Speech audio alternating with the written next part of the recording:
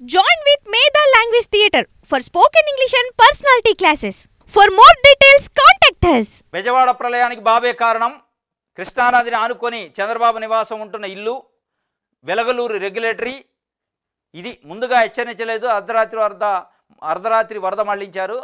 అంటే ఇప్పుడు చంద్రబాబు నాయుడు గారు ఇంటిని కాపాడటం కోసం పేద ప్రజల కాలనీలపై ఇళ్లపైకి నీళ్లు వదిలేయాలనేది జగన్మోహన్ రెడ్డి వైఎస్ఆర్సీపీ ఆరోపిస్తుంది. దానికి సంబంధించి వార్తని రాశారు. బెజవాడ ప్రళయానికి బాబే కారణం. భారీ వర్షాలకు ఒకేసారి ఉప్పొంగిన కృష్ణా బుడమేరు. చంద్రబాబు ఇంటిని కాపాడుకోవడానికే బుడమేరు వరద మళ్లింపు. ప్రజలకు సమాచారం ఇవ్వకుండా వెలగలేరు రెగ్యులేటరీ లాకులని ఎత్తేత. దాంతో విజయవాడను ముంచెత్తిన 60,000 క్యూసెక్కులకు పైగా వరద. బెజవాడకు బుడమేరు ముప్పు లేకుండా 2008లో వైఎస్ బృహత్ ప్రణాళిక.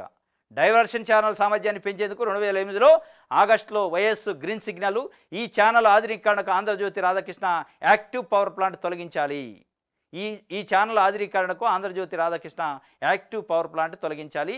రాధాకృష్ణకు లబ్ధి చేకూర్చడానికి ఆధునీకరణ పనులు చేపట్టని గత టీడీపీ సర్కారు ఈ పనుల కోసం 2021 జనవరి 6న ఎన్ఓసీని రద్దు చేసిన వైఎస్ఆర్సీపీ ప్రభుత్వం ఆ ఉత్తర్వులపై హైకోర్టు నుంచి స్టే తెచ్చుకున్న రాధాకృష్ణ. ఇది ఆయన భాగ్యం. ఇది ఏబిఎన్ రాధాకృష్ణ గారు పవర్ ఏదైంది ఇది ఉందట, పవర్ ప్లాంట్ ఉందట.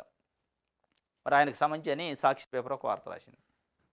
ఇప్పుడు అది ఆ గ్రీన్ ఛానల్ ఏదైతే ఉందో డైవర్షన్ ఛానల్ అభివృద్ధి చేస్తే బుడమేరు వరద ప్రజలకు తగలకుండా ఉండడానికి 2008లోనే రాజశేఖర రెడ్డి ఒక ప్రణాళిక వేసి దానికి ప్రాజెక్ట్ని అప్రూవ్ చేసి ముందు తీసుకుపోతే దాని తర్వాత వచ్చిన తెలుగుదేశం పార్టీ అక్కడ ఏబిఎన్ రాధాకృష్ణకి పవర్ ఏదో ప్రాజెక్ట్ ఇచ్చిందట. దానికి అడ్డం వస్తుందని ఆయన హైకోర్టు పోయి ఆర్డర్ తెచ్చుకుంటాట. ఇది వాళ్ళు చెప్పే నీతులు, వాళ్ళు దూరే గుడిసెలు.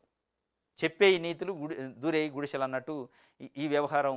మరి ఆయన మళ్ళీ పెద్ద పెద్ద మాటలు, విలువలు ఎక్కడ తగలబడ్డాయి అన్నీ పోయినాయి, ఇక నాకు ఒకటికే విలువలు ఉన్నాయని చెప్తూ ఉంటాడు. మనం అప్పుడప్పుడు ఏంటంటే